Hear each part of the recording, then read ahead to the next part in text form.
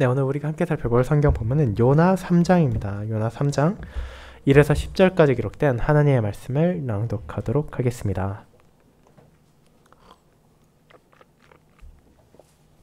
요나 3장. 여호와의 말씀이 두 번째로 요나에게 임하니라. 이르시되 일어나 저 큰 성읍 니느웨로 가서 내가 내게 명한 바를 그들에게 선포하라 하신지라. 요나가 여호와의 말씀대로 일어나서 니느웨로 가니라. 니느웨는 사흘 동안 걸을 만큼 하나님 앞에 큰 성읍이더라. 요나가 그 성읍에 들어가서 하루 동안 다니며 외쳐 이르되 40일이 지나면 니느웨가 무너지리라 하였더니 니느웨 사람들이 하나님을 믿고 금식을 선포하고 높고 낮은 자를 막론하고 굵은 베옷을 입은지라. 그 일이 니느웨 왕에게 들리매 왕이 보좌에서 일어나 왕복을 벗고 굵은 베옷을 입고 제위에 앉으니라. 왕과 그의 대신들이 조서를 내려 니느웨에 선포하여 이르되 사람이나 짐승이나 소떼나 양떼나 아무것도 입에 대지 말지니 곧 먹지도 말 것이요 물도 마시지 말 것이며 사람이든지 짐승이든지 다 굵은 베옷을 입을 것이요 힘써 하나님께 부르짖을 것이며 각기 악한 길과 손으로 행한 강포에서 떠날 것이라. 하나님이 뜻을 돌이키시고 그 진노를 그치사 우리가 멸망하지 않게 하시리라. 그렇지 않을 줄을 누가 알겠느냐 한지라. 하나님이 그들이 행한 것 곧 그 악한 길에서 돌이켜 떠난 것을 보시고 하나님이 뜻을 돌이키사 그들에게 내리리라고 말씀하신 재앙을 내리지 아니하시니라. 아멘. 설교회는 시편 51편 5, 6, 7, 8절을 이어서 부르도록 하겠습니다. 사랑하는 주 예수 그리스도 안에 있는 형제 자매님들, 사람이 오랜 시간 반복해오던 자신의 잘못을 돌이키는 것은 결코 쉬운 일이 아닙니다. 가족이나 이웃 혹은 주변 사람들을 통해 꾸짖음을 듣고 내가 가졌던 특정한 생각이나 특정한 행동 혹은 특정한 말이 나쁘다는 것을 알았다 하더라도 긴 시간 지속됐던 과거를 단번에 끊어내고 새롭게 살아간다는 것은 사실 흔히 볼 수 있는 일이 아닙니다. 특별히 그런 생각이 잘못된 우월감이나 선민의식과 연결되어 있다면 더욱 그렇습니다. 다른 사람들이나 다른 민족들을 무시하고 자신들이 그보다 더 낫다는 사상은 결국 잘못된 생각을 하면서도 그것을 정당화시키고 그로 인해 더욱더 악행에서 벗어날 수 없는 굴레에 빠져들게 만들기 때문입니다. 우리는 그런 잘못된 생각으로 인해 수많은 사람들이 흘렸던 피와 눈물을 알고 있지만 지금 이 순간에도 그런 어리석음이 지역감정이나 민족주의와 같은 이름으로 여전히 많은 사람들에게 강력한 영향을 주고 있다는 것을 인정하게 됩니다. 그렇다면 구약시대 언약 백성들은 어땠습니까? 그들은 거룩하신 하나님의 택함을 받은 족속이었습니다. 그들에게는 선지자, 제사장, 왕과 같은 주님의 종들이 있었고 그들을 통해 하나님의 말씀을 들었으며 그분께서 무엇을 원하시는지를 알 수 있었습니다. 그와 같은 여건을 고려해 본다면 최소한 그런 이스라엘만큼은 앞서 말한 그런 어리석음을 보이지 않고 신실하고 경건한 삶, 하나님 앞에 자신을 낮추고 겸손히 그분의 뜻에만 순종하는 모습을 보였을 것이란 기대를 하게 될 수도 있습니다. 하지만 그들의 실상은 어땠습니까? 그들도 저나 여러분과 마찬가지로 부족한 사람이었습니다. 심지어 하나님의 뜻을 순수하게 전해야 할 소명을 받은 사람조차도 때로는 자기 고집을 앞세우기도 하고 자기 생각에 따라서 하나님께서 주신 소명을 거부하려 하기도 했습니다. 그런 잘못은 쉽게 고쳐지는 것이 아니었습니다. 그리고 그것을 가장 분명하게 보여주는 사례가 오늘 본문에 나온 요나였습니다. 그렇게 하나님께서 니느웨를 통해 자신의 손길을 통하여 단순히 그 큰 도성을 향한 자신의 뜻을 말하는 것에 멈추지 않으시고 요나와 이스라엘이 이 사건을 통하여 자신들을 돌아보고 하나님이 어떤 분이신지를 바르게 알며 잘못된 길에서 돌이키기를 원하신 것입니다. 저는 그와 같은 하나님이 얼마나 공의로우시고 얼마나 자비로우신 분이신지를 알려주는 요나 3장을 니느웨를 사용하여 어리석은 선지자에게 자신에 대해 알려주시는 하나님이란 제목으로 설교하고자 합니다. 그리고 본문의 흐름에 따라 이 내용을 세 부분으로 나누어서 여전히 하나님의 뜻에 순복하지 않고 있는 요나의 모습과 그런 요나와 대조되는 니느웨의 모습, 그리고 이를 통해 자신의 공의와 자비가 얼마나 크고 놀라운지를 보여준 하나님에 대해 살펴보도록 하겠습니다. 이를 첫 번째, 구원의 은혜를 받고도 여전히 온전히 돌이키지 않은 요나. 두 번째, 요나를 통해 전해진 공의로운 심판에 반응한 니느웨. 세 번째, 니느웨를 향한 재앙을 거두시고 자비를 베푸신 하나님이라는 대지들로 나누어 보겠습니다. 먼저 첫 번째, 구원의 은혜를 받고도 여전히 온전히 돌이키지 않은 요나에 대해 알아보겠습니다. 형제자매 여러분, 오늘 본문인 요나 3장을 바르게 살피기 위해 그에 앞서 나왔던 요나 1장과 2장 내용을 잠시 돌아보는 것이 필요할 것입니다. 잘 알려진 선지서 중 하나, 그리고 우리가 2023년 말에 함께 다루었던 요나 1, 2장은 어떤 내용을 담고 있었습니까? 이는 우리와 마찬가지로 부족하고 연약한 요나의 모습과 또 그런 자신의 종을 향한 하나님의 긍휼을 보여주었습니다. 아미떼의 아들 요나는 북이스라엘의 여로보암 2세 왕이 그 나라를 다스리던 시절 사역하던 선지자였습니다. 그 시대 이스라엘은 정치적, 경제적으로는 부강했지만 도덕적, 종교적인 측면에서는 파탄나 있었습니다.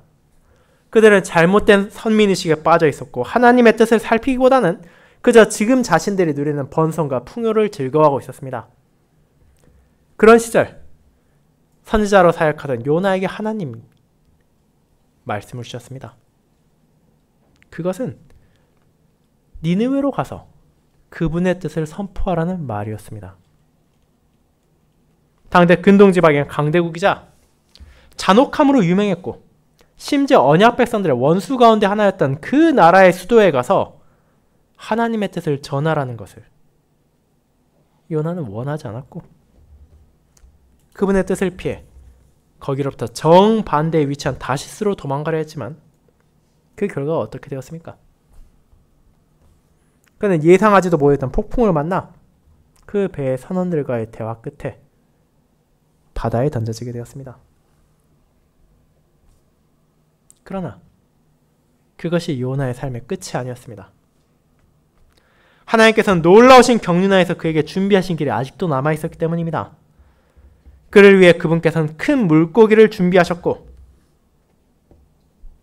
그 거대한 물고기에 입에 요나는 삼켜지게 되었으며 그렇게 가장 깊은 곳에서 가장 높으신 하나님의 자비를 마주하게 되었습니다. 밤낮 3일의 시간이 지나 마침내 요나는 자신의 무력함을 인정하게 되었고 하나님의 위대하신 손길을 깨닫게 되었습니다. 요나는 여호와 하나님께서 구원을 베푸실 수 있음을 고백했으며 그리고 오직 그분만이 구원의 유일한 원천이라는 것을 인정했습니다.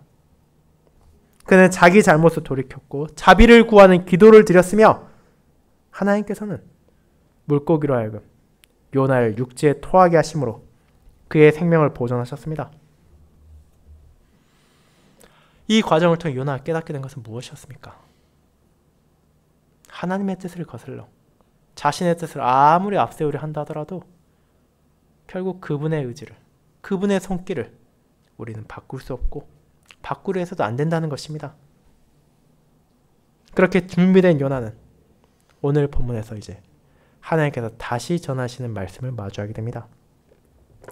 그런 배경에서 오늘 본문인 3장이 시작됩니다. 요나가 육지에 토해졌습니다.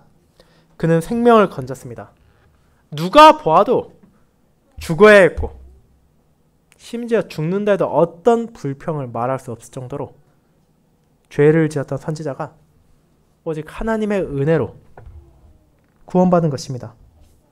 폭풍을 만났고 깊은 바다에 들어갔고 물고기 뱃속에까지 내려갔던 그가 살아난 것입니다. 그렇다면 그처럼 끔찍한 경험을 했고 하나님 앞에 자신의 잘못을 돌이켰으며 그분만이 하나님이라는 사실을 고백했으니 이제 그의 소명은 다 끝난 것입니까? 그렇지 않습니다. 분명 요나는 구사일생했다고 말할 수 있습니다. 다시스로 가던 도망을 실패하고 죽음을 각오하고 배에서 던져했으며 물고기 뱃속에서 이제 실제로 자기가 죽을 것이라 생각했을 것입니다. 그 모든 고생을 마치고 간신히 살아 돌아왔다면, 그의 믿음을 고백하고 하나님께 간구했다면 이제 적당히 쉬어도 되지 않겠습니까? 하지만 그에게 주어진 소명이 성취되지 않았기에 그는 다시 일어나야 했습니다. 하나님께서는 그런 시련을 통해 요나를 연단시켰고 다시금 그 방탕했던 선지자, 그토록 완악했던 선지자를 사용하셔서 니느웨에 자신의 뜻을 전하고자 하십니다. 그렇게 2절에서 그분께서는 일어나 저 큰 성읍 니느웨로 가서 내가 내게 명한 바를 그들에게 선포하라고 말하신 것입니다. 그와 같은 요나 3장의 전반부는 요나 1장의 전반부와 유사한 점들이 많습니다.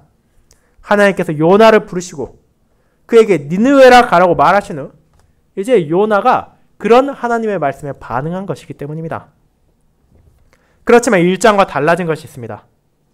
그때도 지금도 요나는 하나님의 종, 선지자였지만 이제 그는 놀라운 경험을 하고 하나님의 전적인 은혜와 구원을 깨달은 사람이기 때문입니다.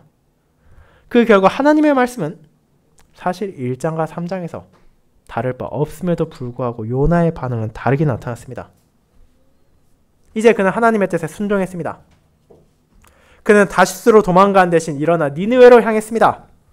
하나님께서 무엇을 전하고자 하신다 하더라도 자신이 그곳에 가서 이를 알려야 한다는 것을 깨달은 것입니다.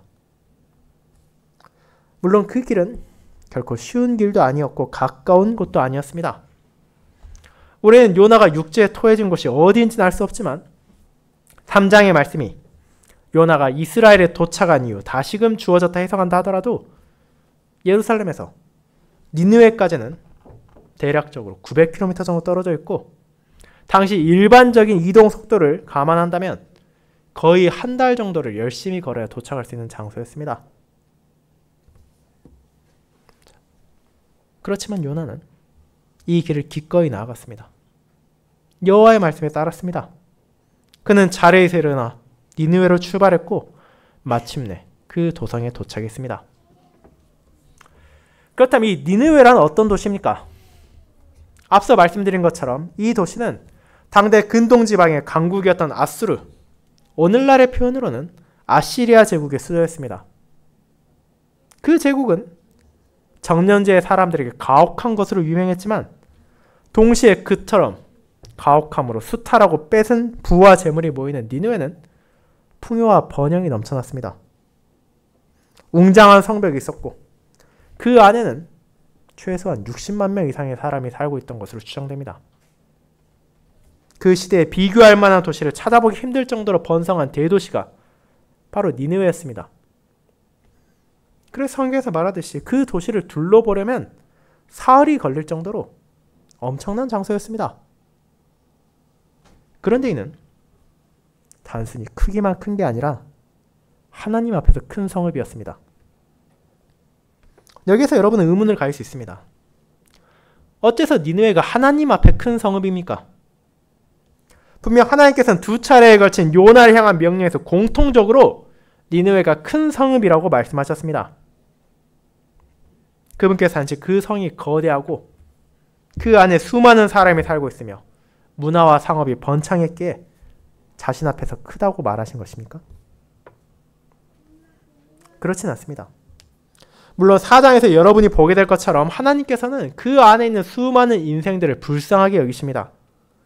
그러나 동시에 도시의 강대함, 인구의 많음 자체로 하나님 앞에서 큰 도시가 될 수는 없습니다. 만약 그런 관점으로 하나님께서 세상을 바라보셨다면 하나님께서는 이스라엘이 아니라 애굽, 아수르, 바빌론과 같은 당시 근동지방에 떵떵거리는 나라들과 언약을 맺으시고 그들의 강성함을 사용하여 널리 자신을 드러낼 수도 있으셨기 때문입니다.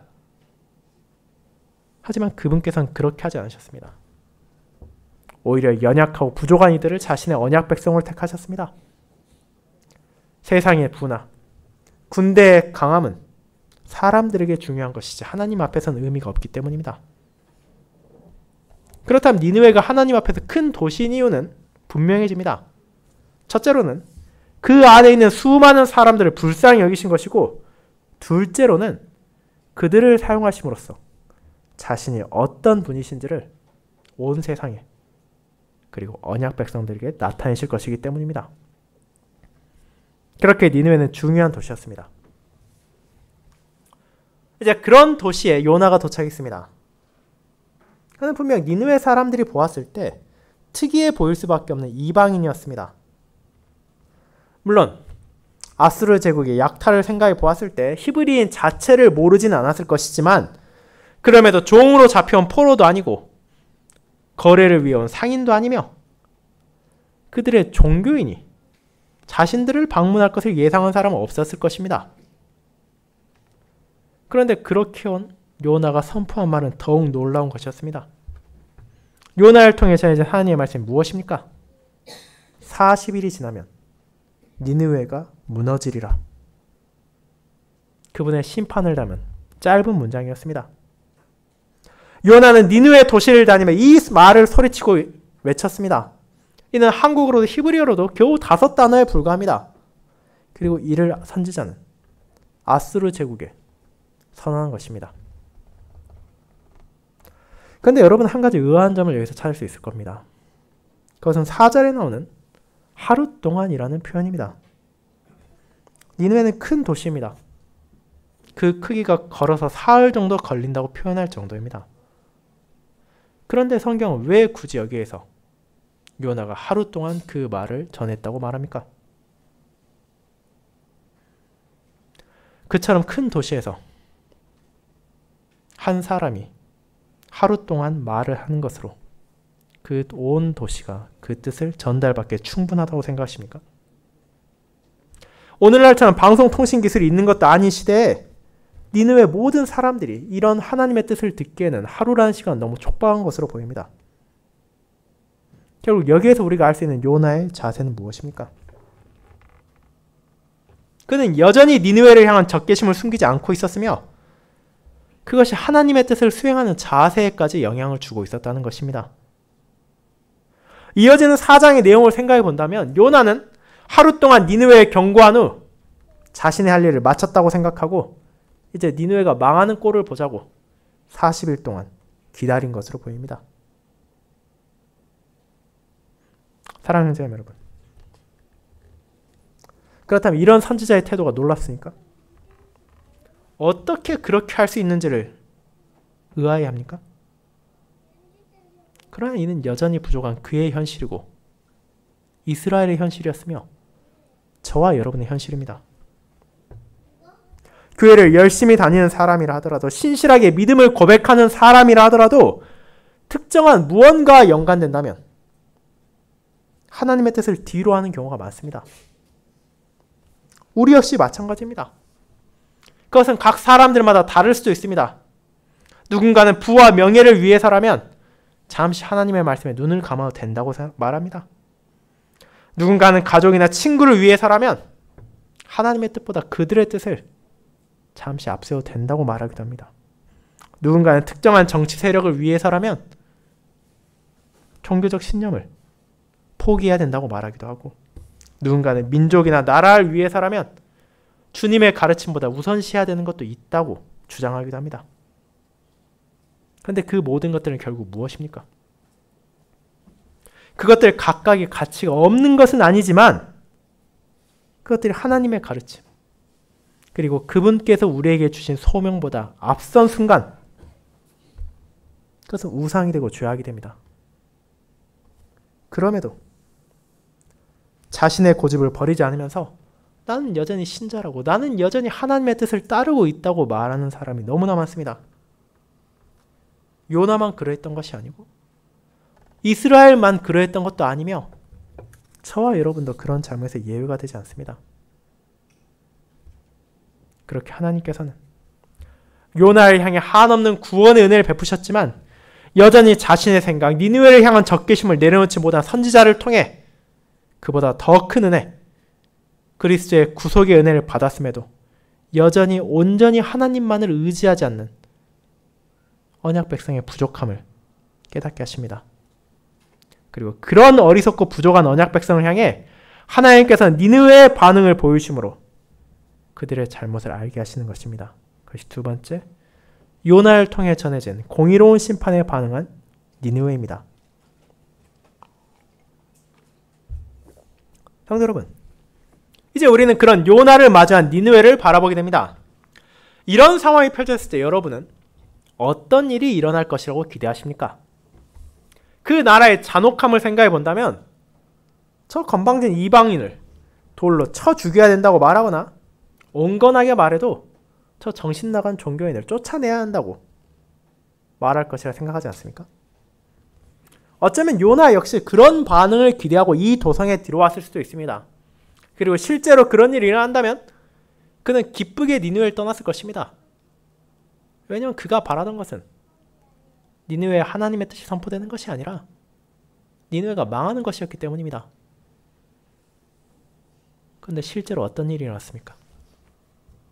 아마도 요나도 기대하지 못했고 저나 여러분도 생각하기 어려운 일이 발생합니다.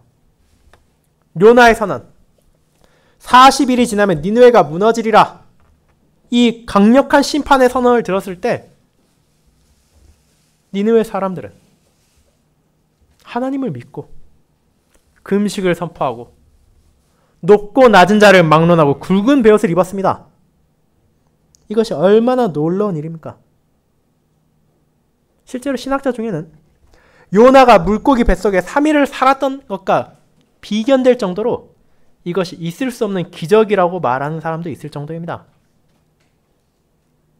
물론 그들은 언약궤에서 주어진 하나님의 호칭 여호와를 알지 못했기에 지금 그들이 하나님을 믿는다라고 말할 때 사용된 용어는 하나님을 가리킬 수 있지만 당대 일반적인 개념의 신들을 말할 수도 있습니다.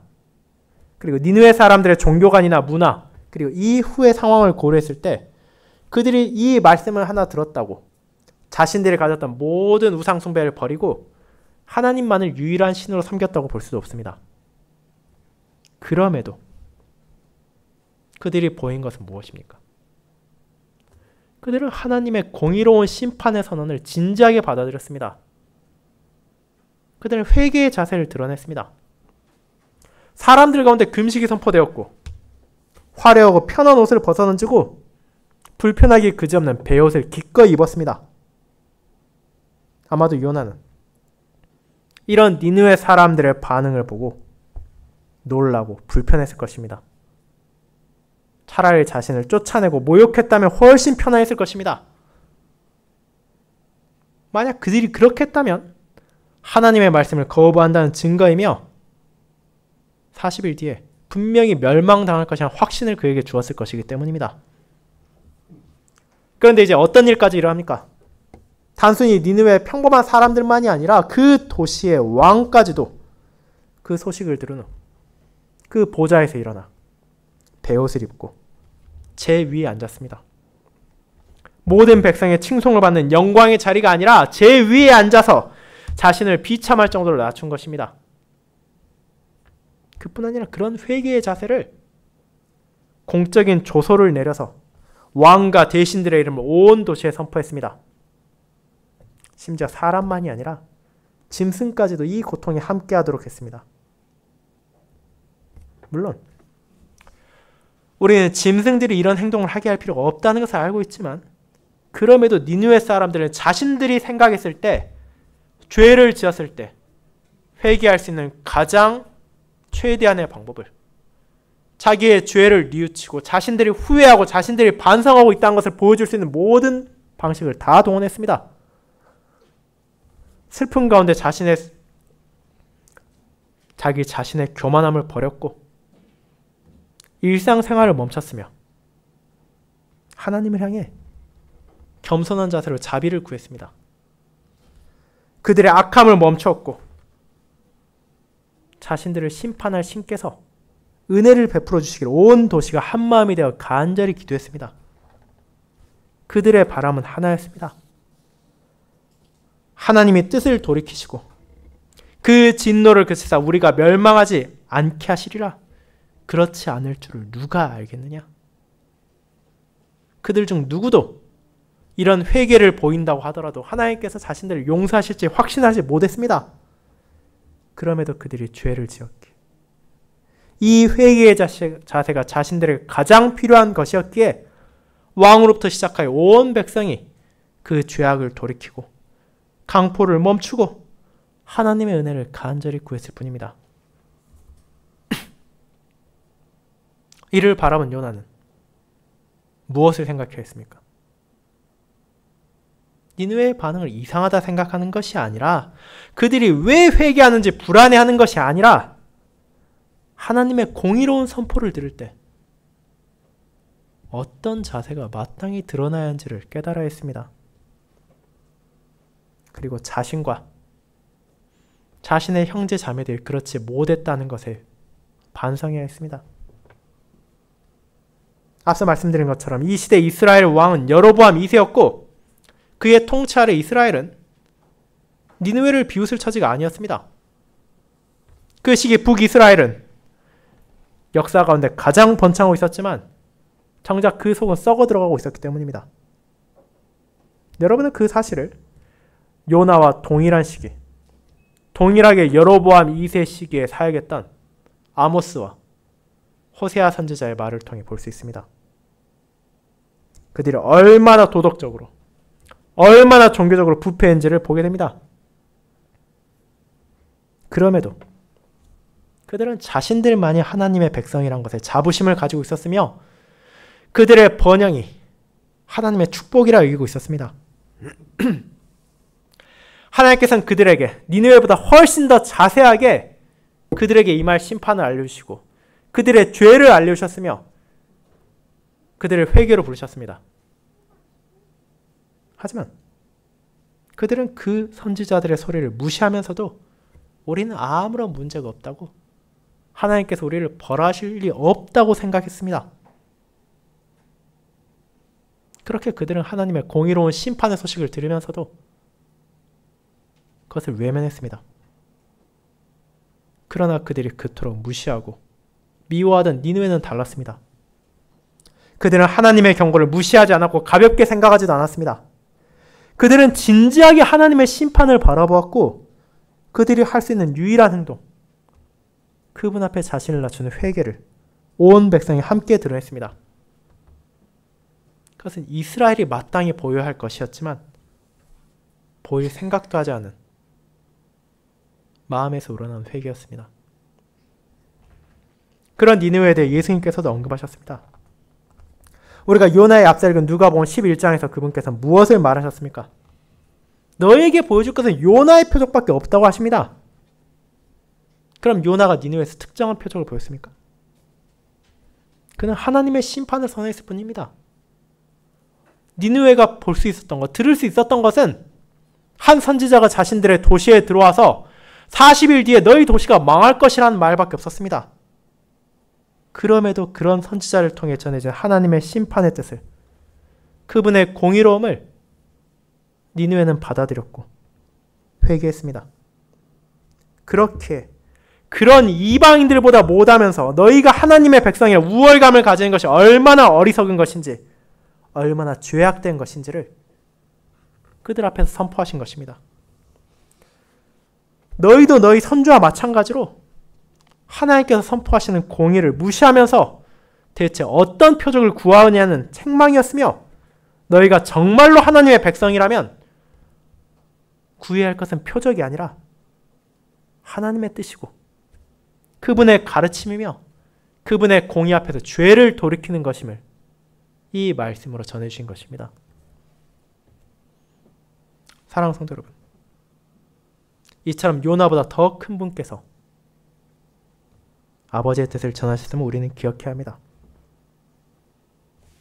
슬프게도 종종 교회를 다니는 사람들 중에서도 하나님의 공의는 이미 지나간 것이고 이제 우리는 그분의 사랑만을 받을 것이라 기대하는 이들이 있습니다. 세상 사람들도 큰 일이 일어날 것 같다는 예고를 들으면, 태풍이 오고 지진이 일어날 수 있다는 예보를 듣는다면 그것에 대비를 하기 마련인데, 신자라고 말하면서도 하나님께서 주신 말씀에 귀를 기울이지도 않고 그분의 공의를 남의 일이라 생각하며 우리는 더 이상 회개할 필요도, 더 이상 순종할 필요도 없다고 행동으로 드러내는 것입니다. 그리고 그런 자세는 요나가 그랬고 이스라엘이 그러했던 것처럼 하나님이 정말로 어떤 분이신지를 이해하지 못한 것입니다. 그분은 분명 자비로우시고 사랑이 많으시지만 동시에 그 사랑과 그 자비는 그분의 공의를 바르게 이해할 때 진정한 의미로 우리에게 찾아오는 것이기 때문입니다. 그렇게 우리는 하나님 앞에 자신을 언제나 겸손히 낮추고 그분의 은혜를 구해야 하며 자기 죄를 당연하다 생각하는 것이 아니라 그런 죄와의 싸움을 멈추지 말아야 합니다. 요나보다 더 크신 그리스도의 은혜 안에서 이 진리를 깨닫고 그와 같은 회개를 하며 죄와 싸우는 신자들은 비로소 자신에게 값없이 베풀어진 하나님의 크신 자비와 사랑을 바르게 바라볼 수 있게 될 것입니다. 세 번째, 니느웨를 향한 재앙을 거두시고 자비를 베푸신 하나님으로 이어집니다. 여러분, 이제 우리는 요나를 통해 전해진 심판의 선고가 어떤 결과를 가져온지를 보게 됩니다. 니느웨의 회개는 그저 겉으로 보여주기 위한 것이 아니라 최소한 그 당시에는 진실된 것이었습니다. 그들은 자신들의 잘못을 인정했고 자신들의 죄를 멈췄으며 하나님의 은혜를 간절히 구했습니다. 니느웨인들의 삶은 실제로 변화되었습니다. 그들은 악을 죽이고 자신을 돌이켰을 뿐 아니라 하나님께 그 행위를 대가로 무언가를 요구하지도 못했습니다. 그저 그런 자신들을 하나님께서 불쌍히 여겨주시길, 혹시라도 그분께서 심판을 멈춰주시길 원했을 뿐입니다. 그것은 사람의 눈에만 보이는 회개가 아니었습니다. 하나님께서도 그들의 회개를 보셨습니다. 그들이 악한 길에서 떠난 것을 보셨습니다. 그렇게 하나님께서는 자신의 뜻을 돌이키셨습니다. 40일 후에 니느웨가 멸망할 것이 선언되었지만 이제 그 일은 일어나지 않았습니다. 하나님께서 그들을 불쌍히 여기셨기 때문입니다. 물론 우리는 이것을 오해해서는 안 됩니다. 그것은 니느웨의 공적으로 얻어진 구원은 아닙니다. 하나님의 심판에서는 그 자체로 죄에 대한 경고와 회개로의 부름이 담겨있는 은혜로운 복음이기 때문입니다. 그분께서 요나를 보내지 않으셨다면, 그에게 명령하시고 그를 계속하여 연단하셔서 니느웨의 말씀을 전하게 하지 않으셨다면 그들은 무너졌을 것입니다.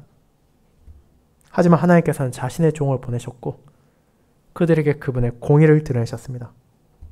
물론 요나의 경우 그와 같은 회개의 부름과 용서의 약속이 빠져있는 심판 그 자체만을 전한 것으로 보이지만, 그럼에도 니느웨인들은 하나님의 공의에 대해 진실되게 반응했으며 자신들의 악한 길을 돌이켰습니다. 그렇게 하나님께서는 그들을 용서하셨고 이는 예레미야에 나온 말씀과 동일합니다. 예레미야 18장 8절 9절에 이렇게 말합니다. 내가 어느 민족이나 국가를 뽑거나 부수거나 멸하려 할 때 만일 내가 말한 그 민족이 그의 악에서 돌이키면 내가 그에게 내리기로 생각하였던 재앙에 대하여 뜻을 돌이키겠고 라고 말입니다. 그렇게 니느웨는 멸망을 피했습니다. 그들의 행동이 먼저가 아니라 그들에게 은혜가 먼저 전해졌으며 그에 대한 진실된 열매로 니느웨는 건진받은 것입니다. 하나님의 공의를 바라본 이들에게 하나님의 자비가 베풀어졌습니다. 그들은 행위가 아니라 은혜로 구원받았습니다. 그렇다면 니느웨가 완벽하게 하나님께 돌아왔습니까? 그렇지 않습니다. 그들은 이 위기를 넘겼지만 다시 악한 길로 나아갔습니다. 선지자 나훔은 그들에게 임할 하나님의 심판을 전했고 이번에는 그 도시가 멸망을 피하지 못했습니다. 150년의 세월이 지난 후 바빌론 제국의 공격으로 니느웨는 무너졌고 아수르 제국은 영영 그 영광을 되찾지 못했습니다. 그럼에도 그 회개가 무의미한 것은 아니었습니다. 그들은 150년의 시간을 받았고 하나님께서는 그들의 멸망을 그렇게 유예하심을 통해 그분의 공의와 자비를 나타내셨기 때문입니다. 그리고 이것은 이스라엘과 대조되는 모습이었습니다. 여로보암 2세의 통치를 받던 이스라엘은 요나, 아모스, 호세아를 비롯한 선지자들의 끝없는 경고와 회개로의 부름을 무시했고 이 요나서가 기록된 50년 정도 후에 바로 이 아수르 제국에 멸망했기 때문입니다. 그들은 자신들의 죄악을 돌이키기를 거부했고 우상 숭배를 멈추지 않았으며 하나님의 심판을 피할 수 없었습니다. 그들은 그토록 자신들이 무시했던 이방인들보다도 못한 신앙의 자세의 결과를, 그리고 요나를 통해 전해졌을 니느웨의 모습에 있어서 조금 더 반성하지 않은 결과를 나라가 멸망하고 포로가 된 후에야 깨닫게 되었습니다. 사랑하는 여러분, 그렇게 하나님께서는 니느웨라는 큰 성읍을 사용하셨습니다. 이방 민족을 사용하심으로 하나님의 공의를 바르게 이해하는 자세를 알려주시고 자신을 낮추는 자들에게 얼마나 큰 은혜가 베풀어지는지를 깨닫게 하셨습니다. 그렇게 하나님께서는 요나를 향해, 이스라엘을 향해, 그리고 저와 여러분을 향해 그분이 어떤 분이신지를 계시하신 것입니다.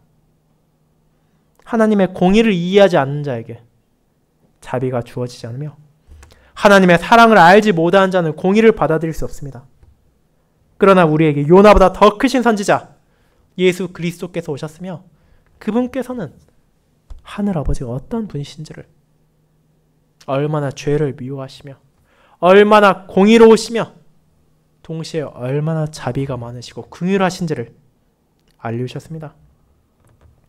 그분의 진리를 통하여 우리는 하나님의 뜻을 알게 되었으며 그분의 공로로 말미암아 죄와 싸울 수 있게 되었고 그분의 사역으로 하나님의 사랑을 받게 되었습니다.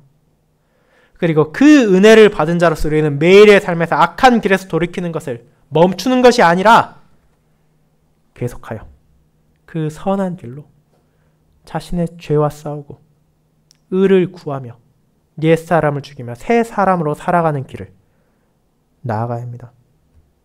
주님의 은혜로 새롭게 된 자로서 한 걸음 한 걸음 그분의 뜻에 순종하는 발걸음을 멈추지 않고 공의로우신 하나님을 경외하며 자비로우신 하나님을 사랑하는 자로서 감사의 열매를 맺어가도록 합시다. 여러분의 이번 한 주의 삶이 그와 같은 신자의 합당한 삶으로 이 불신으로 가득한 세상에 하늘 아버지가 어떤 분이신지를 비추는 빛과 소금이 될 수 있기를 소망합니다. 아멘.